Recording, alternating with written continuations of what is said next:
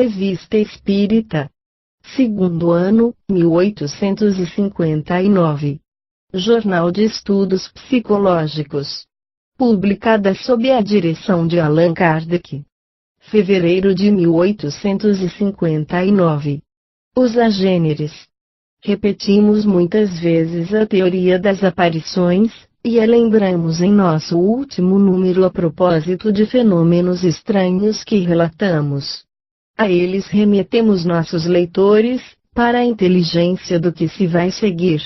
Todo mundo sabe que, no número das manifestações extraordinárias produzidas pelo Sr. Home, estava a aparição de mãos, perfeitamente tangíveis, que cada um podia ver e apalpar, que pressionava e estreitava, depois que, de repente, não ofereciam senão o vazio quando as queriam agarrar de surpresa. Aí está um fato positivo, que se produziu em muitas circunstâncias, e que atestam numerosas testemunhas oculares. Por estranho e anormal que pareça, o maravilhoso cessa desde o instante em que se pode dele dar conta por uma explicação lógica, entra, então, na categoria dos fenômenos naturais, embora de ordem bem diferente daqueles que se produzem sob nossos olhos, e com os quais é preciso guardar-se para não confundi-los. Podem-se encontrar, nos fenômenos usuais, pontos de comparação, como aquele cego, que se dava conta do clarão da luz e das cores pelo toque da trombeta, mas não de similitudes, é precisamente a mania de querer tudo assimilar àquilo que conhecemos, que causa decepções a certas pessoas, pensam poder operar sobre esses elementos novos como sobre o hidrogênio e o oxigênio. Ora, aí está o erro, esses fenômenos estão submetidos a condições que saem do círculo habitual de nossas observações, é preciso, antes de tudo, conhecê-las e com elas conformar-se, se quiser obter resultados.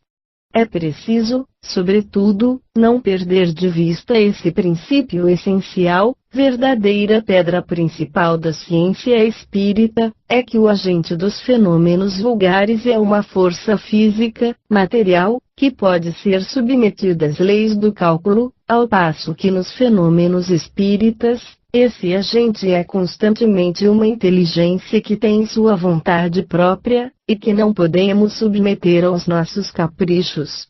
Nessas mãos haviam a carne, pele, ossos, unhas reais. Evidentemente, não eram senão uma aparência, mas tal que produzia o efeito de realidade.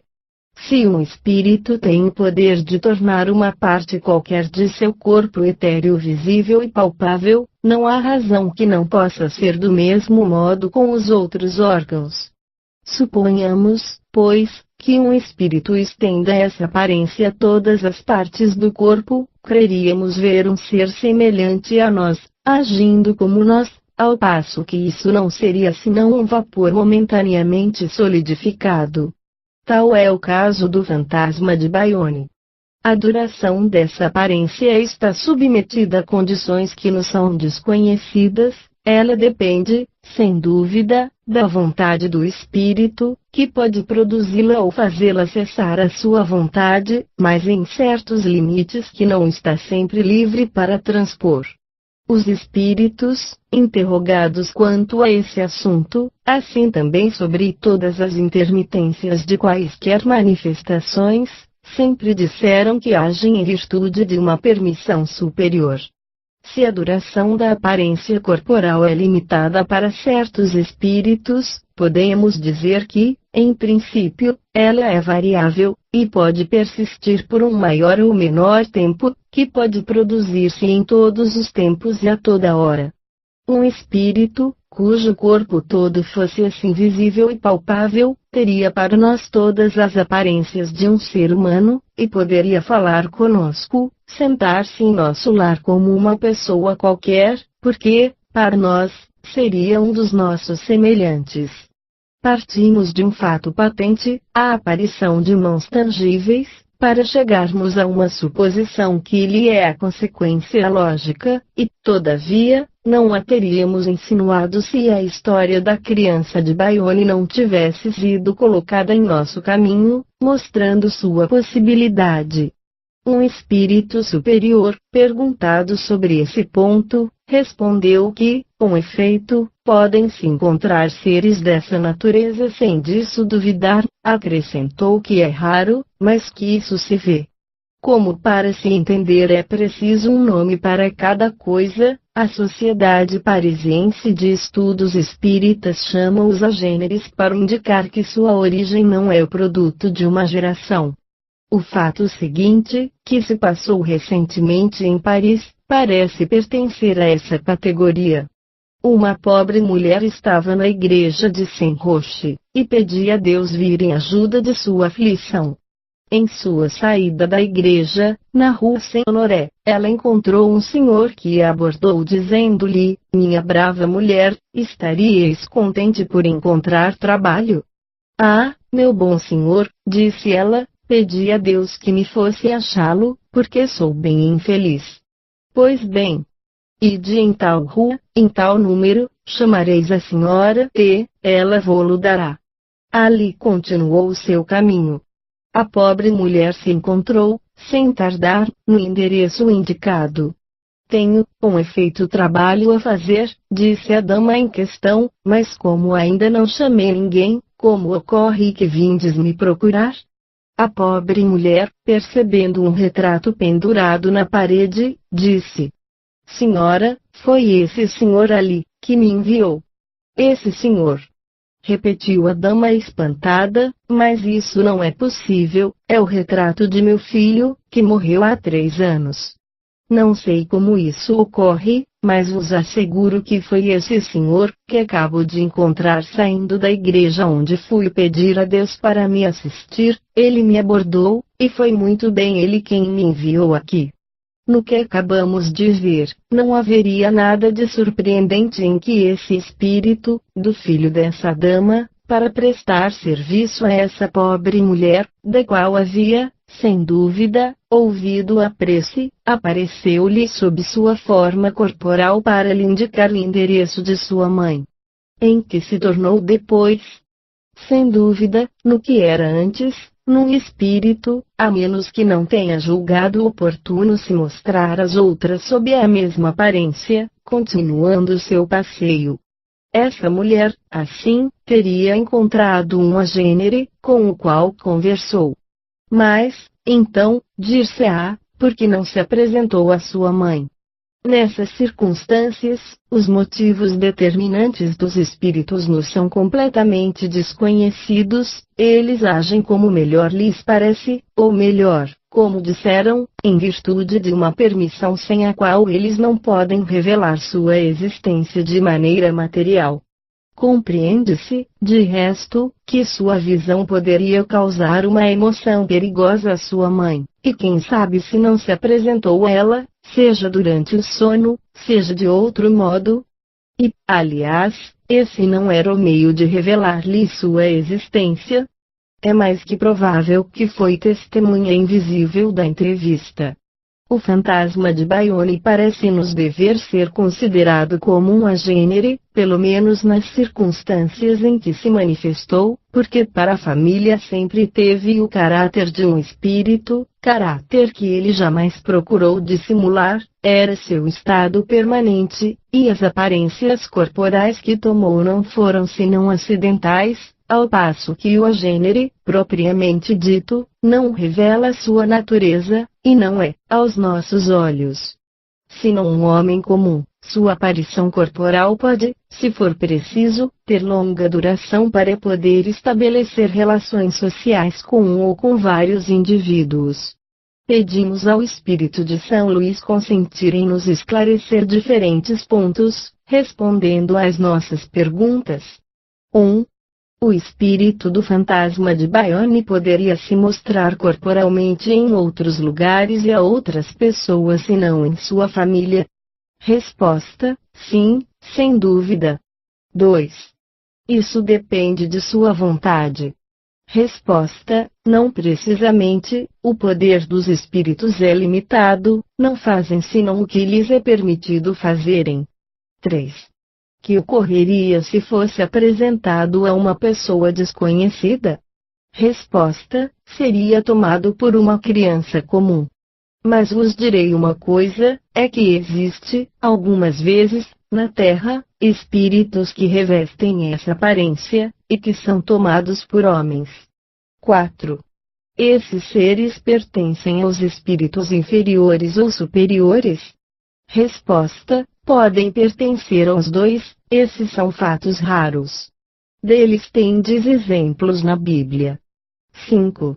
Raros ou não, basta que sejam possíveis para merecerem atenção.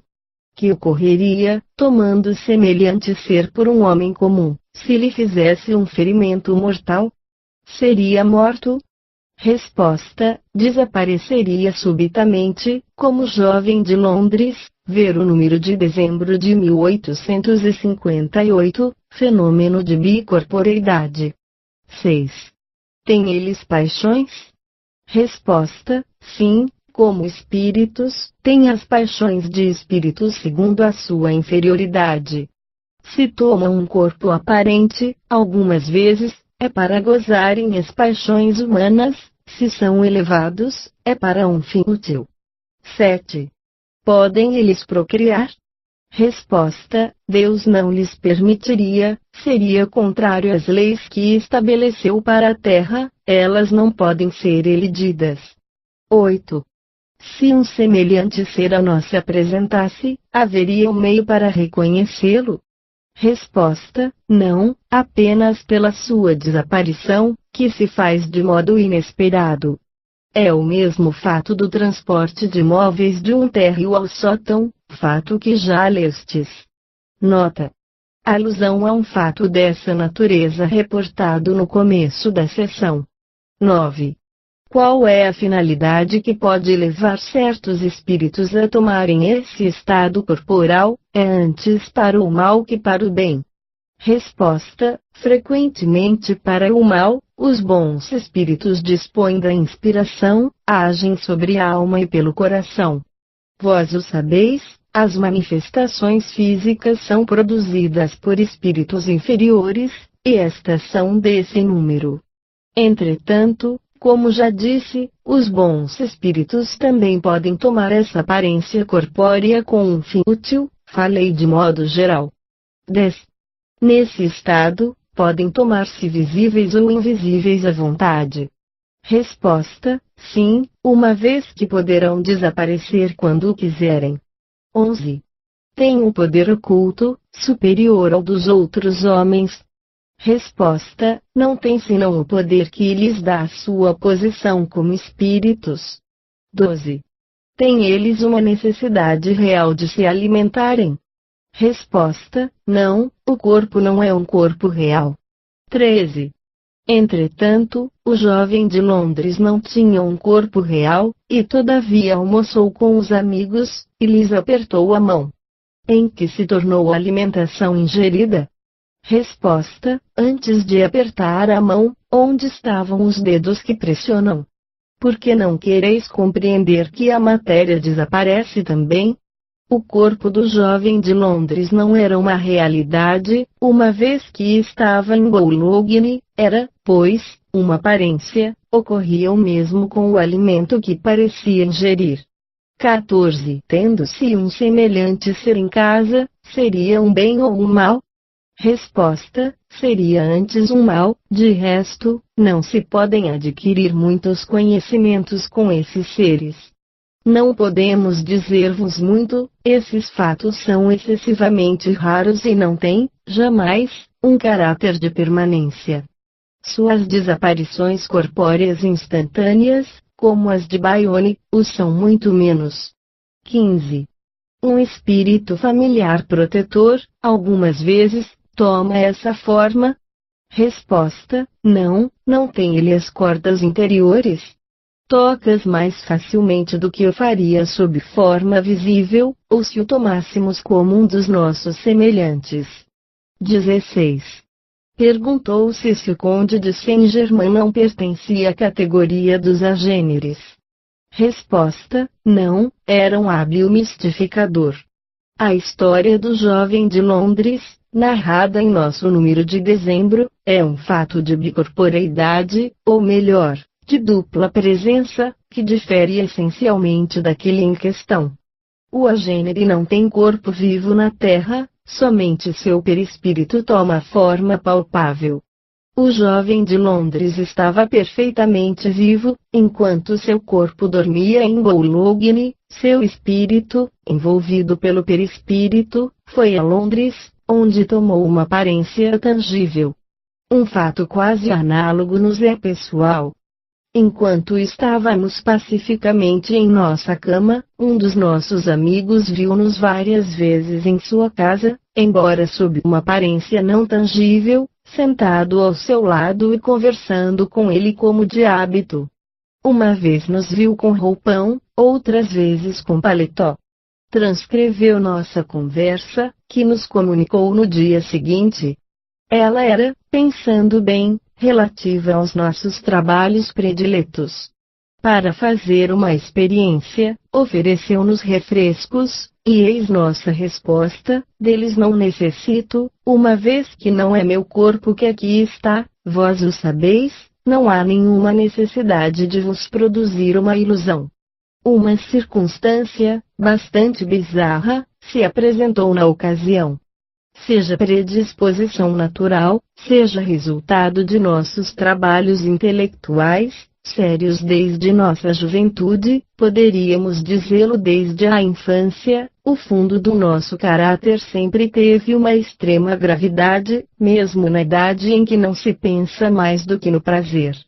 Essa preocupação constante nos dá um encontro muito frio, excessivamente frio mesmo, ao menos é pelo que somos frequentemente censurados, mas, sob essa falsa aparência glacial, o espírito sente, talvez mais vivamente, como se tivesse mais expansão exterior. Ora, em nossas visitas noturnas ao nosso amigo, este ficou surpreso por nos achar diferente, éramos mais aberto, mais comunicativo, quase alegre.